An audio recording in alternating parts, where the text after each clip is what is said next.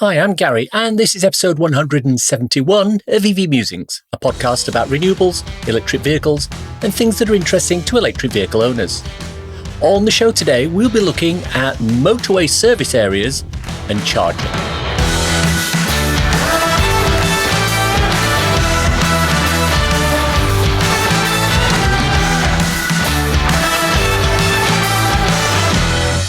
This season of the podcast is sponsored by ZapMap, the free-to-download app that helps EV drivers search, plan, and pay for their charging. Before we start, I wanted to thank Rob Pryor, who donates regularly to the EV Musings coffee.com account, ko-fi.com. It's an alternate way to support my work, and I thank you for doing so.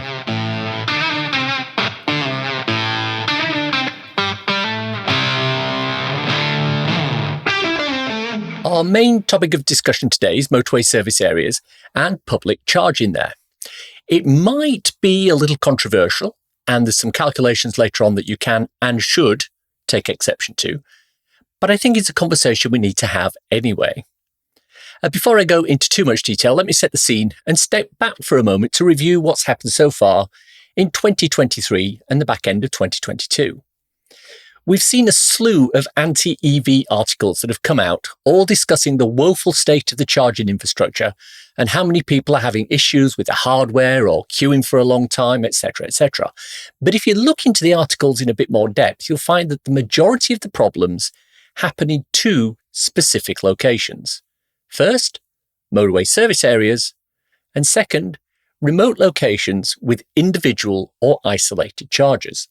Take the big Tesla queue issue that occurred at T-Bay around Christmas time.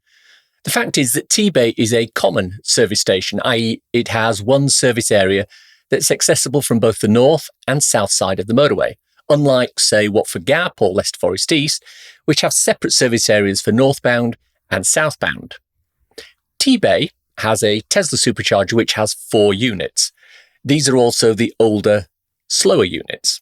And the day these queues occurred also coincided with a general train strike and lots of students needing to get back from university for Christmas.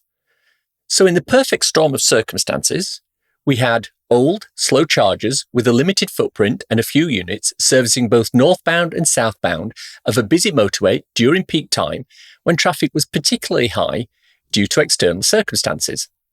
Of course, you're going to get queues, but that's not an isolated incident.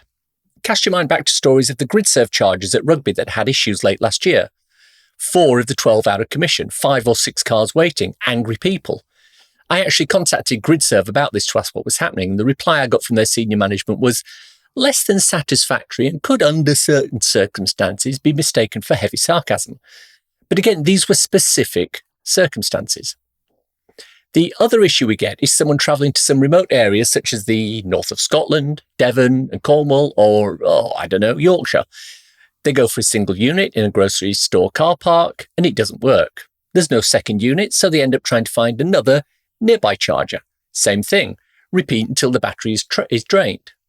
And yes, there is an element of personal experience in there, apart from the drained battery. Now, obviously, the solution to both of those issues is conceptually simple, but practically difficult. More, faster, reliable chargers. Today, I want to look at this motorway service area issue that we talked about and discuss the elephant in the room that perhaps isn't being talked about as openly as it should be. We're never going to have enough chargers on the motorways. Strong words, but let me elaborate. Moto, one of the UK's largest motorway service operators, plans to install just over 1,600 ultra-rapid EV chargers by the end of the decade. Recent installs at places such as Reading and Swansea brings to 211 the total number of ultra-rapid chargers owned by Moto. But is this enough? To look at this in more detail, I want to take a moment here to have a quick look at something which is very near and dear to me, the M1 motorway. The M1 is one of the major transit routes through the UK. It's one of the oldest motorways in the country, and other than the M25 around London, it has the most traffic of any major road in the country, with approximately 200,000 vehicles using it on average per day. It's also the long distance route I tend to use most as it takes me towards my parents. So let's look at the charging offerings for anyone travelling on that route. Bear in mind, it starts in Brent Cross, North London, and ends outside Leeds, where it merges to become part of the A1 heading north. Obviously, the main charge point operator en route is GridServe, who are present at most of the motorway service areas along the route.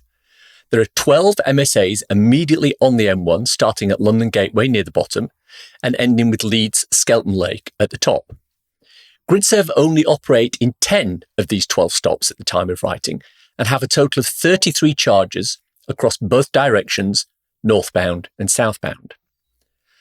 Only one location currently has more than 2 units, and that's Woolly Edge, with 6 new ones and one of the old 50 kilowatt ones.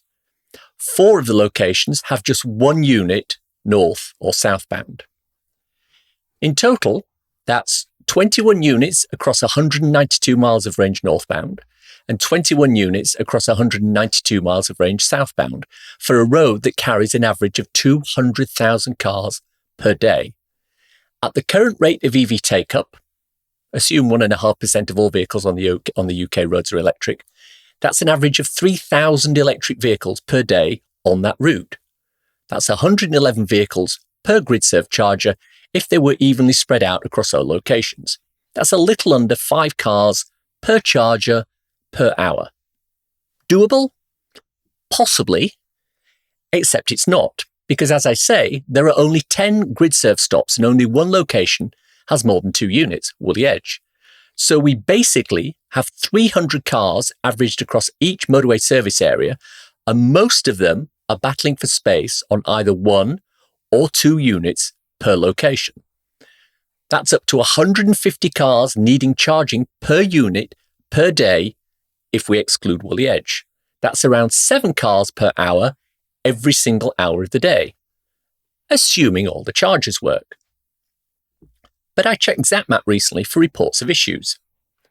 For the northbound services alone, 5 locations were showing errors in either one or both of the units, and there was no information on Woolly Edge at the time I looked. Now, I'll remind you also that the GridServe units at most locations on the network, especially the ones replacing the old Ecotricity units, are limited to 60 kilowatts maximum charge speed for contractual reasons. They've opened a large number of them up to dual charging recently, which means that the 60 kilowatts is split between 2 cables, giving a maximum of 30 kilowatts each. You can see why GridServe motorway service area charging along the M1 isn't good. So let's take a look at some of the other charge point operators who provide charging on or close to the M1. And by close, I mean within a mile or so of any given junction. Ionicity have 10 units in total at 2 locations, 4 at Milton Keynes Coachway and 6 at Skelton Lakes motorway service areas. And for reference, those 2 locations are 143 miles apart along the motorway. Osprey Charging have 11 units in several locations, with 4 2-unit installs and 3 single-unit installs.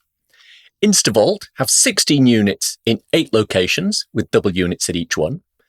And BP Pulse have 29 chargers, but they're all single units apart from the Coachway at Milton Keynes. Also, as we know, reliability hasn't always been great with BP Pulse.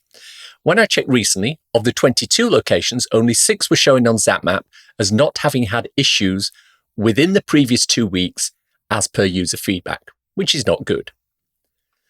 Of the other major charge point operators, Fastned have 0, MFG have 0, Tesla have none that are open to the general public, and only 20 chargers at motorway service areas which are Tesla only, 2 locations, plus another 24 at 4 locations just off motorway, and Shell have none.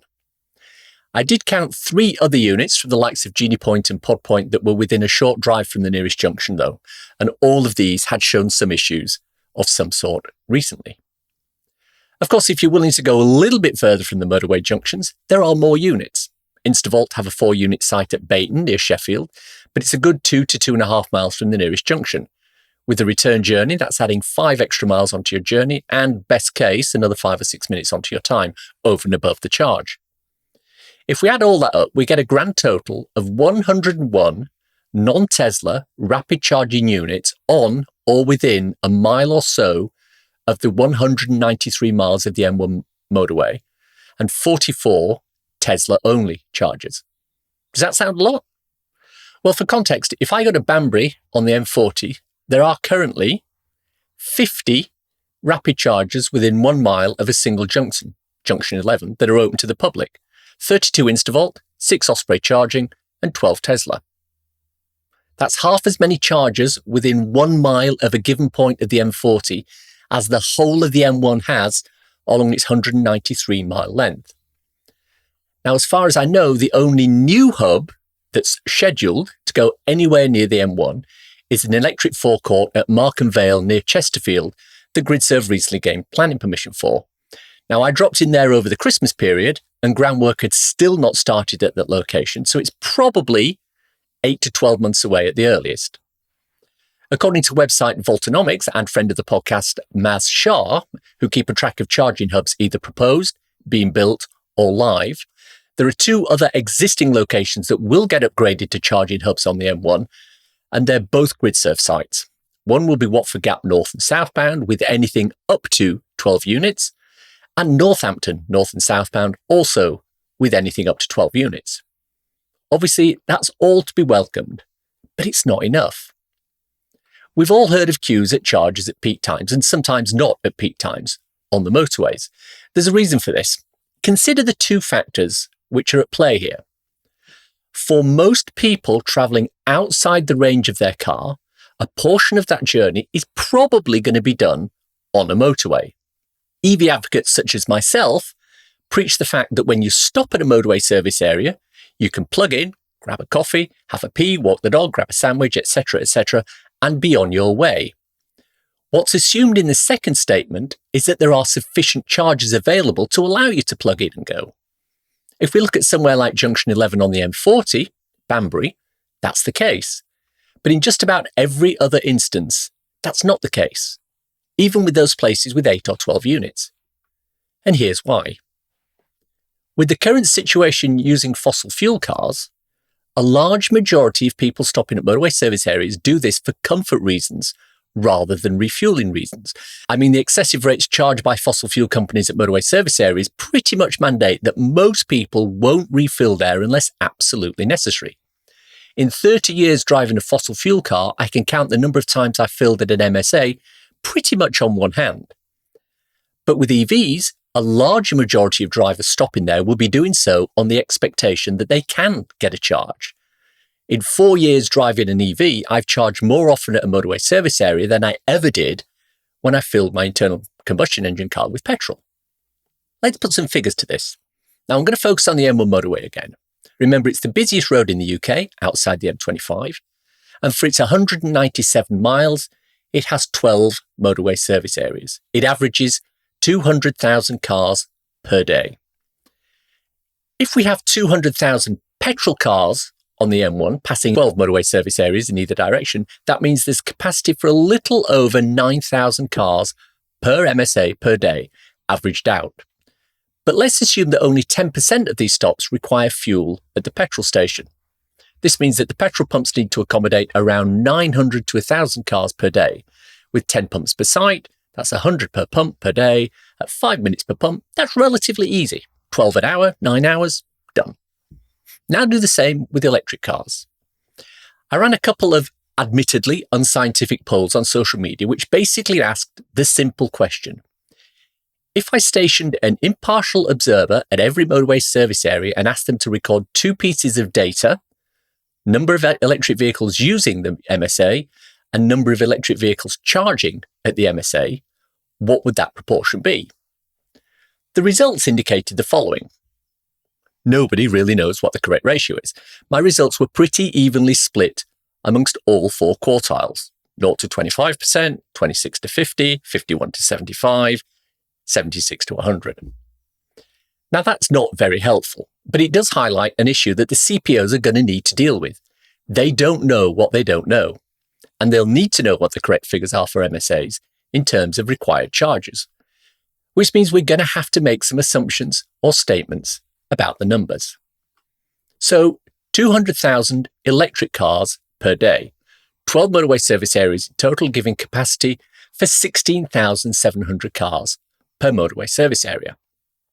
If we go for the low number and assume 25% of them need a charge. That's 4,100 cars.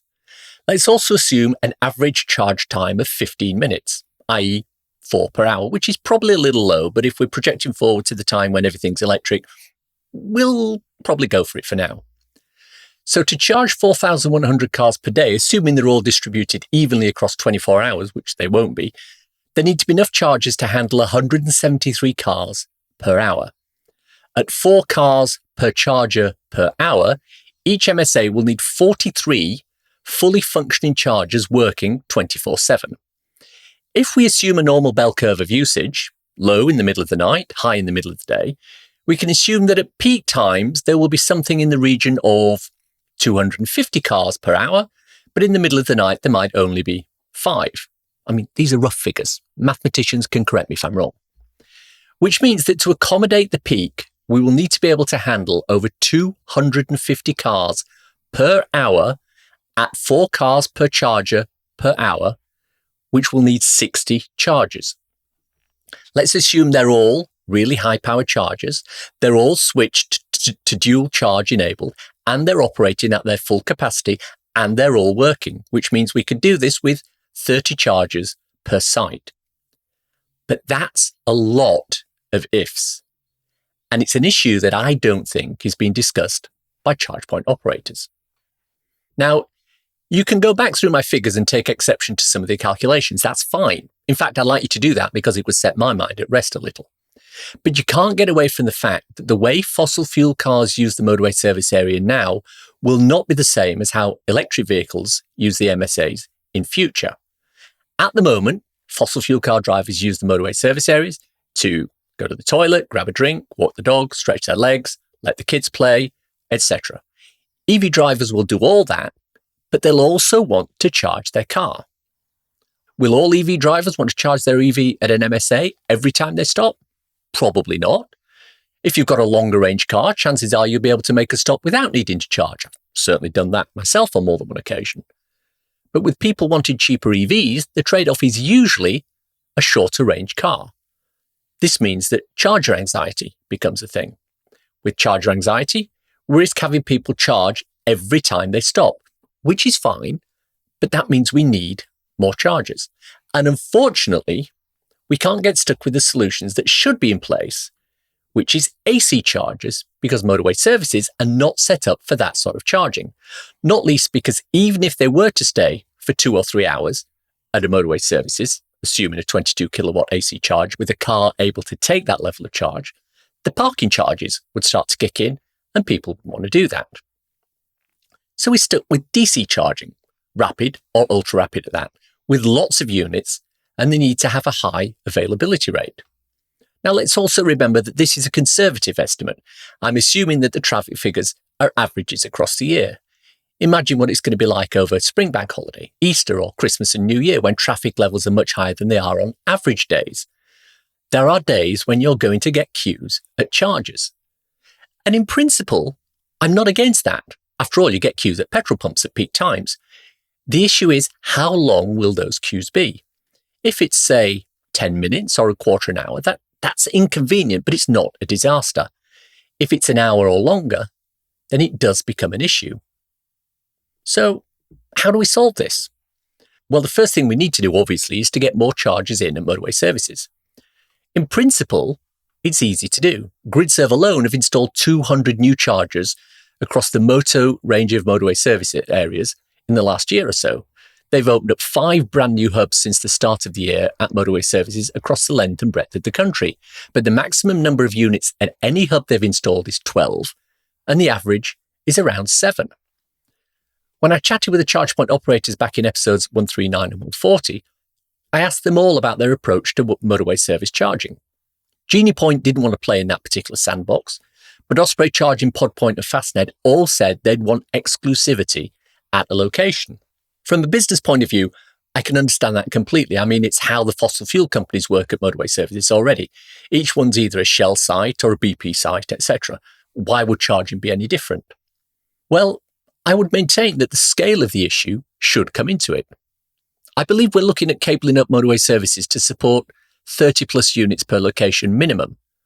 Sure, one supplier could do this, But I could also see instances where there is a grid surf section, an Osprey charging section, and a Fastned section in each motorway services. They can play off each other from a pricing point of view, which is good for the consumer. And if we've got the worst case scenario where one charge point operator network goes offline, we've got the situation where there are alternatives at that location rather than taking all the units down at once. So what do you think? It's time for a cool EV or renewable thing to share with your listeners. Tesla has recently revealed their V4 superchargers, and they're quite snazzy.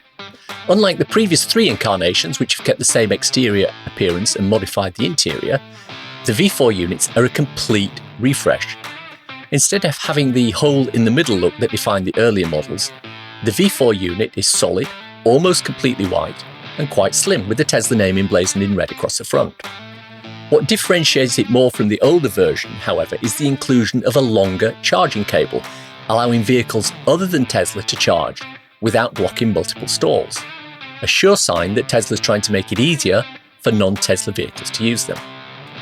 The first working versions have been rolled out in Harderwijk in Belgium, and I'm attaching a video in the show notes from Felix Hamer, who visited there to test them out. The spec attached to these units indicates a rated voltage of 1000 volts and a rated current of 615 amps, giving a theoretical maximum power draw of 600 kilowatts. No car at the moment can take that, but it does indicate the way Tesla are thinking.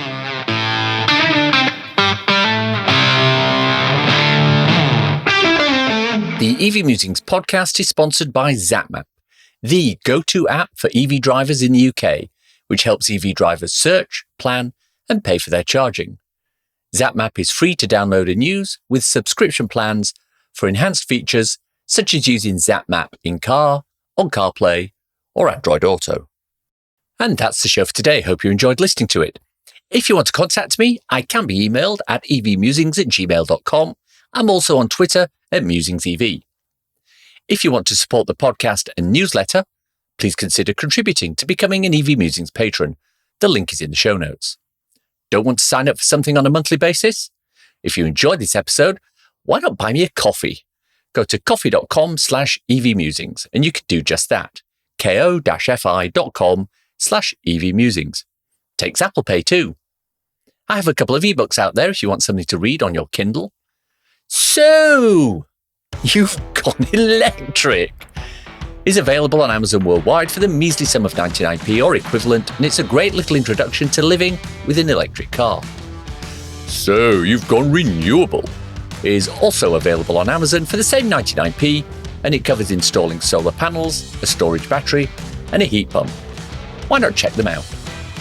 Links for everything we've talked about in the podcast today are in the description.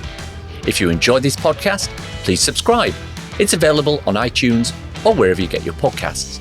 Please leave a review as it helps raise visibility and extend our reach in search engines. If you've reached this part of the podcast and are still listening, thank you. Why not let me know you've got to this point by tweeting me at MusingsEV with the words 12 sites over 197 miles. Hashtag if you know, nothing else. Thanks as always to my co-founder Simon. Note he has opinions and hot takes on all sorts of topics, most of which I like. But I think his stance on allowing priests to marry even if they don't love each other is one I take exception to. Strong words, but let me elaborate. Thanks for listening.